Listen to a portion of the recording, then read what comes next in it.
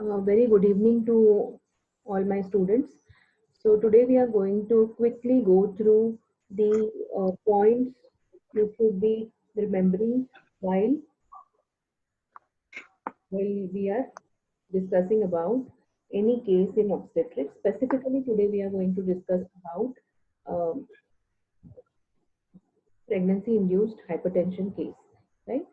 So whenever we have a ops case, you will have any case for that matter, you're going to have few marks on how you have taken history.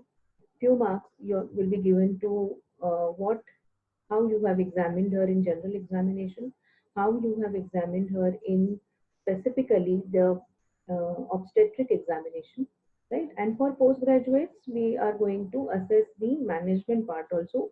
Equally, the weightage is given, but for undergraduate, up to diagnosis, and few points are given for the management part, right? Now coming to any obstetric case, so let me just share screen with you. So as you can see here, in any obstetric examination, you are going to have first in history general information about the patient, the age, gravidity, parity, LMP, ADT, all those things you will have to take in history. Age matters a lot in patients of obstetrics because extremes of ages are very high risk for developing pregnancy induced hypertension. Gravidity and parity, it is said that the parity and second gravida and second parity patient or multiparous patients are less likely to develop pregnancy induced hypertension, but the studies have shown that it is equally found in even multiparous patients. Right. Now, whenever you start obstetric case, it is always desirable that the patient could be just 22-year-old primigravida or nulliparous, maybe she's had one or two abortions before, is admitted with so many months of amenorrhea with some complaint. Never say amenorrhea as a complaint. Amenorrhea is a good thing for any obstetric patient who has continued the pregnancy. So amenorrhea is never a complaint. So patient always, you should always narrate like 22-year-old patient is has come with 9 months of amenorrhea, or for a postgraduate student, maybe 36 weeks of pregnancy with such and such complaints. Now, what complaints could a preeclampsia patient have? The patient may be knowing that she is a case of hypertension and she has been already put on medication, then fine, she'll give you that history.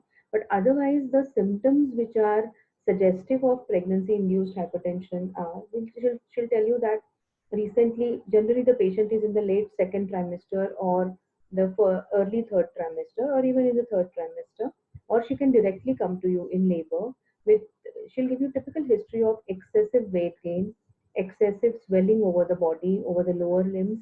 Then recently she's been feeling about some headaches, some dizziness, some difficulty in breathing.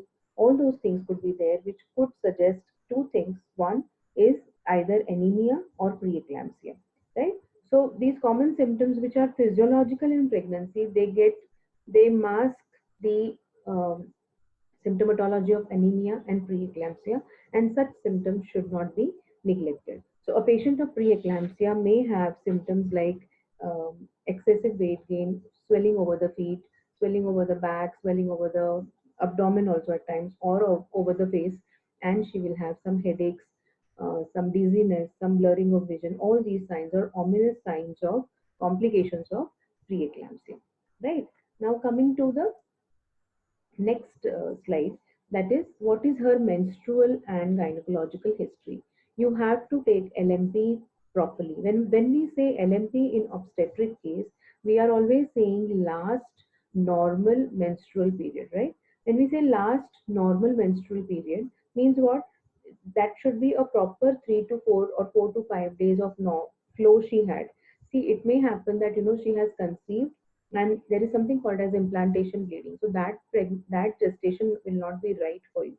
So there should be, the LMP is nothing but last normal menstrual period, means when did she have her normal 3 to 4 days duration normal flow cycle, right?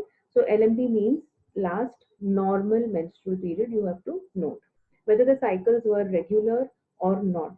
It is very important because the ovulation is predictable, the ovulation is predictable only if the cycles are regular. And because the ovulation is predictable, the period of gestation or the expected date of delivery will be predictable, right? So if patient says that her cycle was 28 to 30 days, that means the ovulation occurred on day 14 of a 28-day cycle. That is why the EDD of that patient is 9 months and 7 days, right? But if the cycle is of say 35 days, the ovulation shifts to the right. That means the ovulation delays. The follicular phase is different for different patients. Ovulatory phase is same. Request to all of you, please mute yourself. Please mute yourself.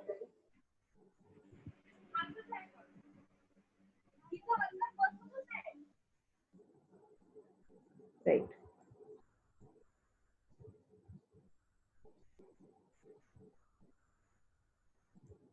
Right.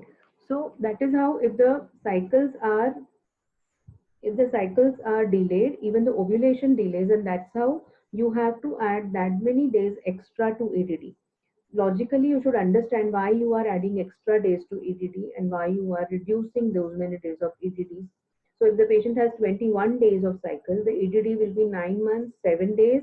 And because now the cycles were 7 days previous, 7 days less, you are going to reduce those 7 days. If patient has cycles of 23 days, so she has 5 days less than 28-day cycle. So you are going to add LMP plus 9 months plus 7 days. And because 5 days are less, the ovulation occurred 5 days before, so you're going to go behind.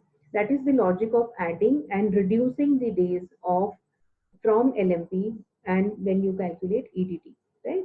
So whether the cycles were regular or not, and what was the duration of cycles. If the cycles were irregular, then you have to depend upon, if they were just 2, 3, 4, 5 days here and there, then EDD may not get affected. But if she says she doesn't know when she has conceived, then you may have to rely on, if it was a single act of coitus, then she may remember that day, then it is fine. You will add 265 days to it. Otherwise, you will have to rely more upon the first dating scan, that is the first trimester scan. But otherwise, LMP is a good method, the best method to know the gestational or to calculate the EDD, right? Then the next is obstetric history. As we discussed, the menstrual cycle has to be uh, uh, taken in detail. Then you must always ask about history of any contraception. If she was on contraception, then maybe her menstrual period which happened, it may have been little bit disturbed, and there could be some change in the calculation of EDD.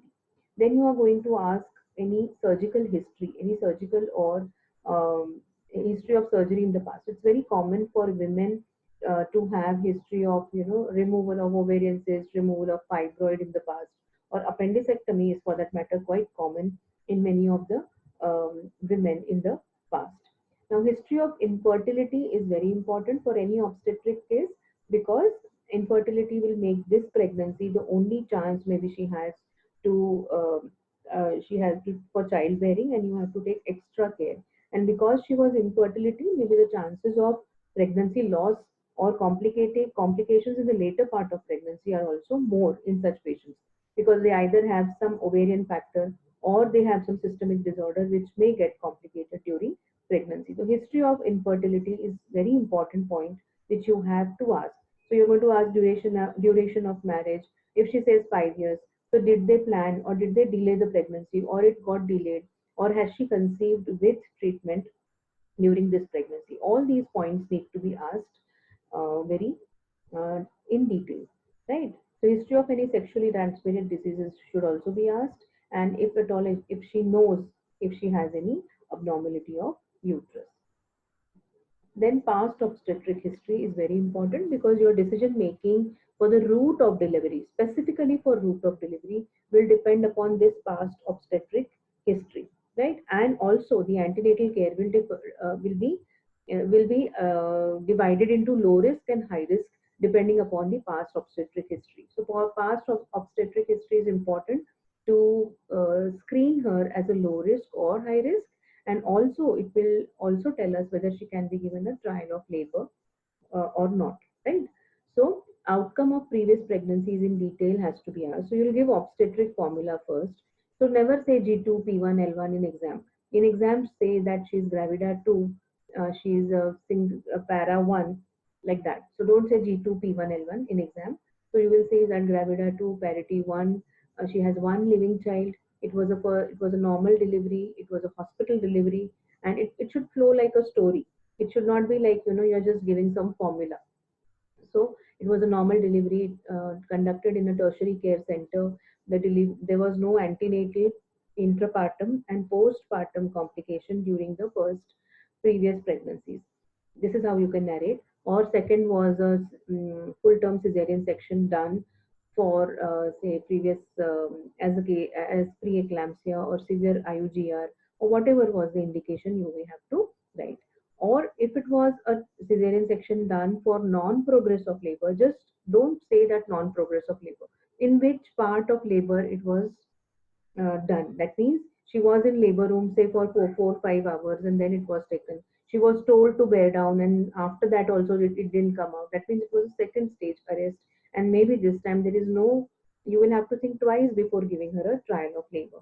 So all those points have to be asked in detail and written in your sheet whenever you take a case of whenever you are discussing about or writing about the previous obstetric history. Then if at all any obstetric complication, you have to write it in detail, whether she had postpartum hemorrhage, was there any history of blood transfusion, did she undergo any exploration, she may have had normal delivery but she underwent exploration. So all those things have to be discussed, right? If it was a ventouse delivery or forceps delivery, what was the reason, was it a CPD or was it a fetal distress, all those things need to be written in your paper, right? Now coming to the next point, past medical and surgical history. How does it make a difference? In past medical and surgical history, if it is a case of preeclampsia this time, you must always ask whether it was there in the first pregnancy or the previous pregnancy.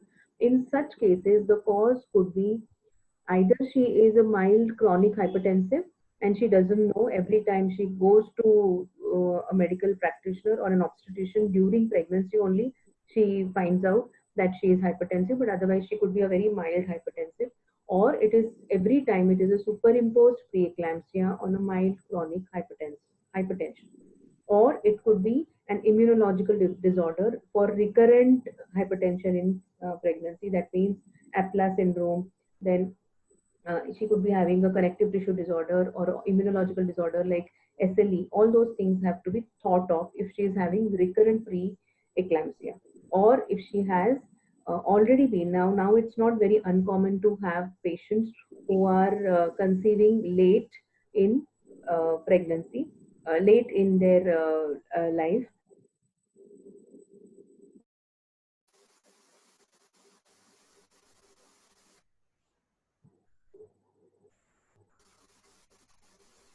So uh, they are conceiving late in their say 35, 40. By the time they conceive, they are late, and so that's how it's very common. Or it may be that the woman already is hypertensive or she's already pre-diabetic or diabetic.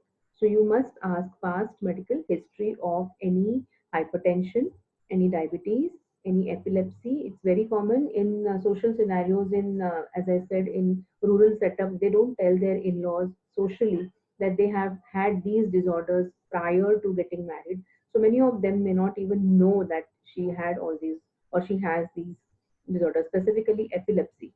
Because she will suddenly come to you with convulsion, and the relatives will say, "We didn't know it is. She's married since, let's say, since last 1 year, and in that 1 year she never had convulsion." So you will think about it as eclampsia, but it could be very well epilepsy. So all these disorders have to be asked for. Specifically, what we are concerned with routinely is heart disease, hypertension, diabetes, epilepsy, thyroid, and asthma. These have to be asked. Any previous history of surgery, most common surgery which the women have is either a previous cesarean section or a previous appendicectomy or a previous myomectomy, ovarian cyst, like that in the abdomen, right? So all these things will make her high risk for any, if at all you have to do cesarean section for her, you are going to anticipate adhesions and you may need a standby surgeon, right? Then coming to drug history and family history. Is there any hereditary history of diabetes, hypertension, specifically in preeclampsia? If there is any history of hypertension in the family, history of diabetes in the family, it needs to be noted. Then also in not in our country, but still in urban setup, many women are smoking these days.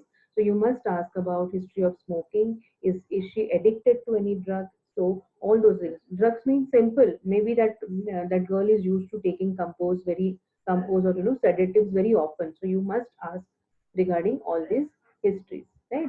So coming to physical examination. Now, in physical examinations, specifically in case of preeclampsia or pregnancy-induced hypertension, you are going to take her, for any obstetric case for that matter, you are going to take height and weight.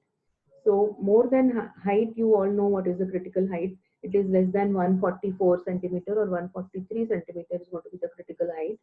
For weight, if you find that she for her body mass index, see in third trimester there is no point in calculating body mass index. The weight gain is going to be around 12 13 kgs and it is of no use. Body mass index will be useful in the first trimester, in the first visit. So if she is low or high, depending upon that, she will be high risk of for preeclampsia. So high body mass index is more prone, but you have already seen many patients. You know that many malnourished patients are also prone. Anemia itself makes the patient prone for preeclampsia. So body mass index is important only in the first trimester, but you must take the weight of patient, because if the weight is increasing gradually when you're conserving the pregnancy, it will tell you that this patient is retaining water, the disease is getting worse, and you have to terminate. So whenever you have patients in ward whom you have conserved for preeclampsia, ideally you are supposed to take weight every day, right? Now, how do you take the pulse and BP? So pulse has to be taken in a resting condition, not that she has just got up from sleep or she has just walked somewhere. So she needs to be resting in the bed, and then you should take the pulse when she is relaxed, right? Then, and you should have on the exam day, you must have a wristwatch with second hand, properly demonstrate that you have taken and counted the pulse for 1 minute, right? Then coming to blood pressure. Blood pressure in an ideal condition, if the patient is stable, needs to be taken in a sitting position with the arm at the level of heart. So you should keep the you should be, if the patient is stable, make her sit with you in front of you, or if she is lying down in bed, you must make the bed little propped up in a Fowler's position, or little tilt should be given so that you get accurate blood pressure. Why it is important? Because if the patient is lying down, then the uterus, the gravid uterus with a 3 kg baby, 2 kg baby is falls on the, it falls on the great vessels. So the venous return is reduced. When the venous return is reduced, the patient's cardiac output is reduced, and you will get a false low blood pressure. So blood pressure in an antenatal patient has to be taken in either a sitting position, ideally, or in little propped up position with little tilt on the uterus or the abdomen. So that is how you take the blood pressure at the level of heart. In exam, when you are told to demonstrate blood pressure, you are supposed to take first systolic, first correct the position of patient, then you are going to take systolic blood pressure, then systolic and diastolic blood pressure. For all practical purposes, the absence of Korsakoff sound is taken as the diastolic reading, right? So all these things are given in Williams very well. You must read it once before your exams, right, and revise it. Then coming to what are you going to see in general examination, the pallor. Pallor, we all have made OSCE videos. You can all go through those OSCE videos. We have shared it with students on Google Drive. Everything about general examination and obstetric examination, all the grips we have described in detail, and it is available in the department and even on the department institute's website, right? So you are going to see for pallor, you are going to see for edema. All demonstrations, clinical examination demonstrations are done very well, like OSCE stations on those videos. So please go through those videos. So you're going to check for edema on the on in and near the on sheen of tibia. If the patient is lying down since say if the patient has been lying down since say 1 week, the edema will not be there on the feet. The patient is going to have that edema on the back, on the most dependent part, right? So this is how you're going to check for pallor, edema, And then you are always supposed to check the thyroid area of the patient, because thyroid is one disease which is very common in women, and it is one of the most common cause, one of the most preventable cause for fetal hypothyroidism, which leads to mental retardation. See, genetic causes of mental retardation cannot be prevented, but hypothyroidism of mother or patient leading to some, that means thyroid disorder of mother leading to thyroid disorder in newborn, leading to mental retardation, is completely preventable by giving treatment to mother. So thyroid examination is a must during pregnancy, and thyroid leads to little mildly enlarged during, physiologically enlarged during pregnancy. Then the next thing in general examination is you are supposed to see even the um, not in general examination as such, you are going to see the do the breast examination. In breast examination, you are supposed to see the nipple areola, are they good, in good condition, are the nipples everted. So these are all things you must check beforehand, because the mother is going to feed the child after say maybe after a few days if she is term. So preparation of breast is very important. Spine has to be checked posteriorly back, because spine may be, abnormalities of spine could be associated with abnormalities of pelvis, bony pelvis. At the same time, the area of skin over the spine, over the back, is very important. It needs to be without infection, because most of them may go for painless labor, or they may even land up in cesarean section, and that area where they are going to give the needle prick, if it has fungal infection because of, say, hot humid condition in India, then that is going to be very that is completely preventable. So you get time to treat that infection, and you must see for scoliosis, kyphosis in the back. So general examination should include breast, thyroid, spine, always for all patients of obstetrics, right? In case of preeclampsia, as I told you, blood pressure matters a lot, edema matters a lot. Causes of edema in pregnancy will be asked to you. So causes of edema always start with physiological and then pathological. Physiological edema relieves on taking rest, pathological remains there after rest. In pathological, anemia comes first, then preeclampsia. Never say preeclampsia first and anemia, because anemia is more common than preeclampsia. Right? So these are all differential diagnoses for preeclampsia, which the examiner might ask you on the basis of clinical examination. Now coming to per abdomen examination as such, I'm not going to discuss about all the grips and inspection, because we have separate OSCE videos for that. But for preeclampsia, what you are going to see in per abdomen examination is you are going to see abdominal wall edema, if at all it is there. And then depending upon whether it is a fetal growth restriction or it is multiple pregnancy, all those inspection palpation findings will be different for that particular patient. One more point which I forgot to tell you in general examination is a complication of preeclampsia could be HELLP syndrome. And in that case, there can be little petechiae on the skin, and at the same time, there could be icterus, jaundice. So if these two things are there, then you should be worried that this patient could be getting complicated or is going towards complication of preeclampsia. So in abdominal examination, abdominal wall edema, that will be one plus finding you will find apart from the normal obstetric grips. So for obstetric grips, please go and visit our other videos on the examination of obstetric patient, right?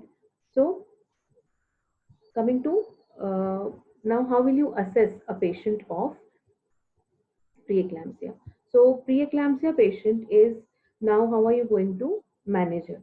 So first of all, the examiner is going to ask you what is your diagnosis, right? So the diagnosis is always given as, there are different schools of thoughts.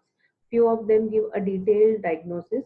One is like 38-year-old primary para or primary gravida with 36 weeks of pregnancy with mild preeclampsia or mild pregnancy induced hypertension, or few examiners may like it as just pregnancy induced hypertension. But my suggestion to you is write down details about your patient, because every aspect, like 32-year-old, primary gravida, then gestational age, and then the diagnosis makes a lot of difference. And if at all there is any fetal complication, that also needs to be written.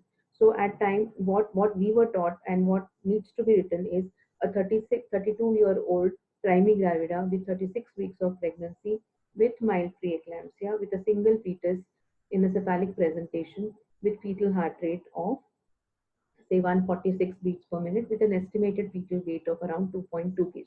So this gives a complete idea to your examiner that what you are anticipating and what you are going to and how you are going to manage it, right? So now coming to management, the examiner will ask you how are you going to manage.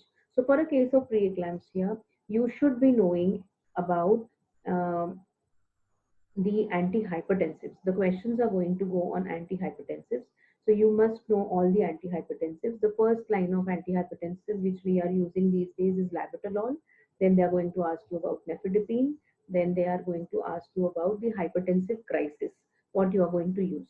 So the viva will go on the oral forms of antihypertensives, and then what you use on hypertensive crisis like labetalol IV. You all should be knowing the dose, what are the doses, what are the contraindications, how you are going to give, what is going to be your target of reducing the blood pressure. You are never going to reduce the blood pressure below 140/90, 150/90, because that is going to be detrimental for the patient and also for the fetus, right? So your aim is around 140 or 150/90 should be the blood pressure at which it should be maintained, right? Then they are going to ask about how are you going to manage her further. So, or any pregnancy, when you manage, you are managing it as two patients. One is the mother herself, and the second patient is the fetus, right? So, you are going to assess the maternal well being and the fetal well being. Maternal well being is assessed clinically and on investigations. Similarly, fetal well being is assessed clinically and and by investigations. So, maternal well being every day you are going to assess by taking blood pressure, maybe 6 hourly, 4 hourly, depending upon the severity of disease. You're going to take her weight to see for any third space collection or for water retention. You are going to check for any ask for any dizziness, for any for any blurring of vision, for any headache, for any epigastric pain. All these signs will tell you that this patient is going towards complications of preeclampsia. So this is how you are going to ask her every day if you are trying to conserve her, right? So the decision of delivery or decision of, see, for any preeclampsia case, the ultimate treatment is termination of pregnancy or delivery. Whenever you are conserving the pregnancy, it is only for the fetus. We never conserve any pregnancy for mother. We always conserve pregnancies thinking about fetus, that this baby will be better intrauterine. It should get mature in the next till the time it becomes 37 weeks, and then it is safe for baby to come out. But situations can be opposite, that intrauterine only the baby is not well, so you have to deliver it early, right? So there are two situations. One is maternal well-being and fetal well-being. Given a choice, every patient who has mild preeclampsia, no fetal problems, then you are going to conserve the pregnancy, maybe even up to 40 weeks or 37 weeks at the most. If there is maternal complication, no matter what is the gestational age, if it is getting severe, if she is going towards the HELP syndrome, how are you going to assess the complications in the mother? You are going to every day ask questions as we discussed before.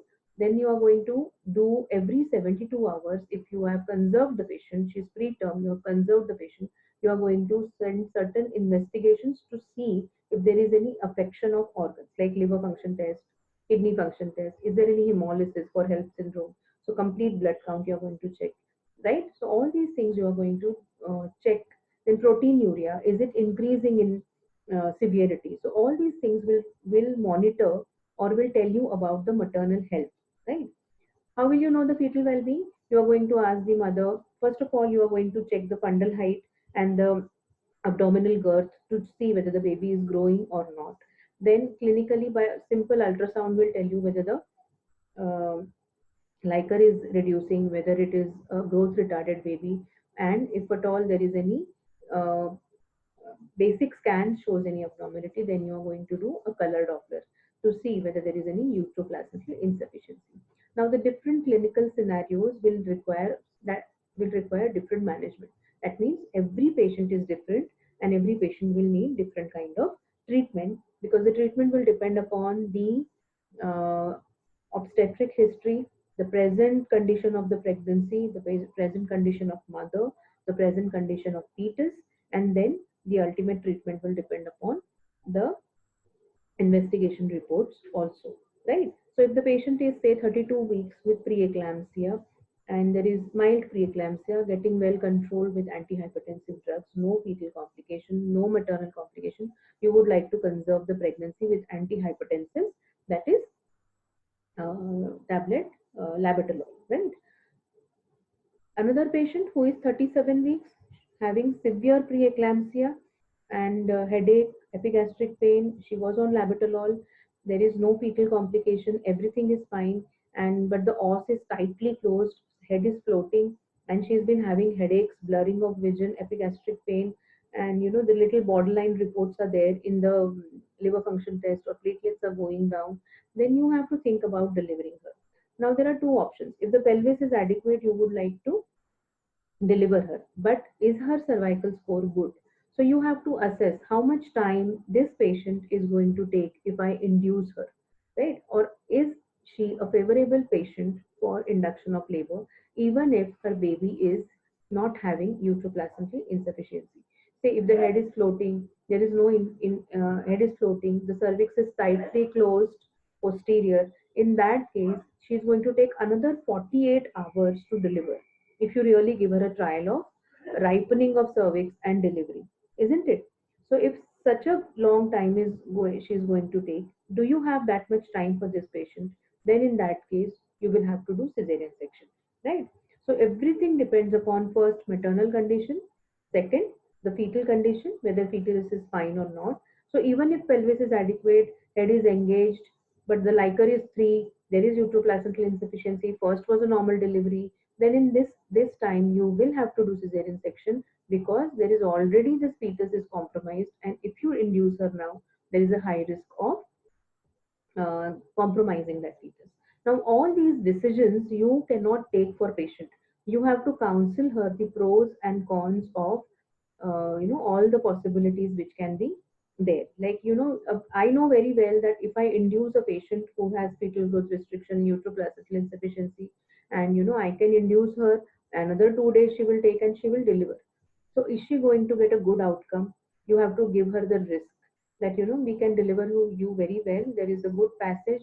Fetus will also is small, but then there is 50% chance that such a compromised fetus will be will not be born alive, or it will be born with severe asphyxia.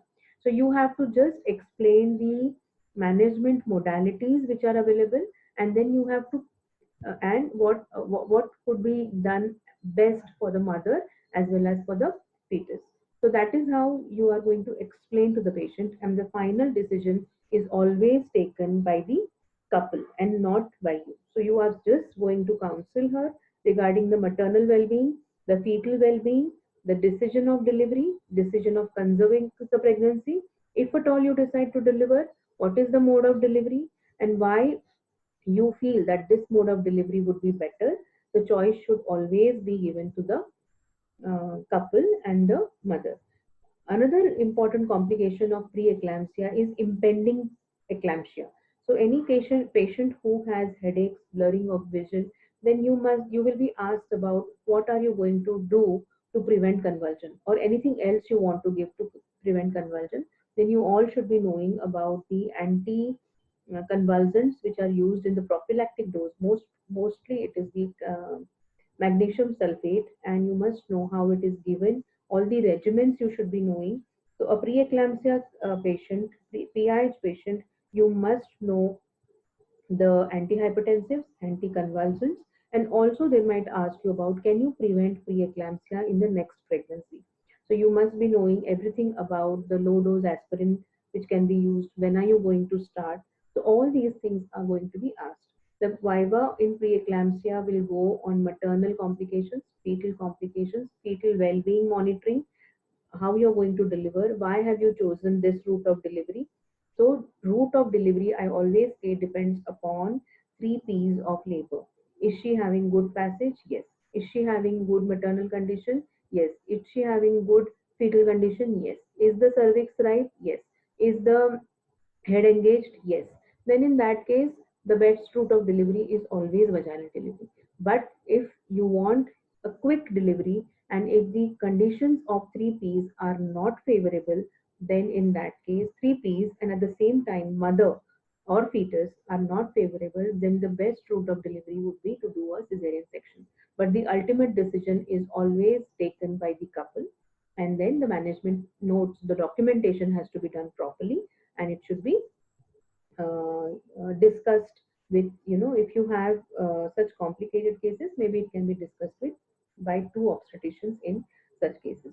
So whenever you have preeclampsia case, you all should know how to take blood pressure, in what is the ideal method of taking blood pressure, what is the ideal method for any obstetric case for that matter. You are supposed to take blood pressure in a little propped up position with a little lateral tilt, so that you are not going to get a false low blood pressure, right? And then what all signs and symptoms you're going to ask every day for this patient if you are conserving.